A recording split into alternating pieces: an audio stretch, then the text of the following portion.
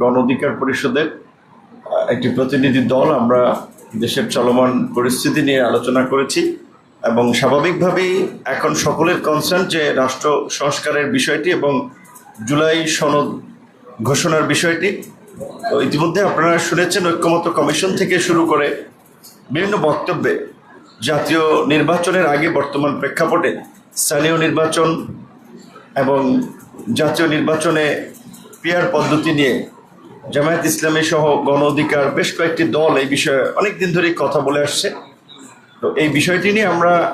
আবারও আলোচনা করেছি, যেহেতু ঐক্যমত্যের কমিশনে আমরা দেখতে পাচ্ছি যে এখনও এটা নিয়ে কিছুটা দ্বিধাদ্বন্দ্ব কিংবা কিছুটা দ্বিমত রয়েছে, সেক্ষেত্রে আমাদের আলোচনাগুলো আমরা করেছি। পাশাপাশি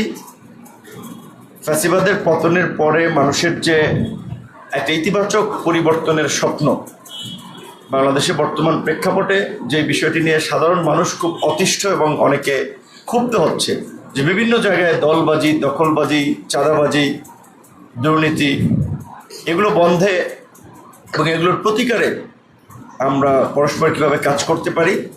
এবং স্বাভাবিকভাবেই দেশের চলমান পরিস্থিতি থেকে শুরু করে আগামী জাতীয় নির্বাচন সব বিষয়গুলো নিয়ে আলাপ আলোচনা হয়েছে এবং দেশ জাতির বৃহত্তর স্বার্থে এই জুলাইয়ের অংশীজনরা আমরা কিভাবে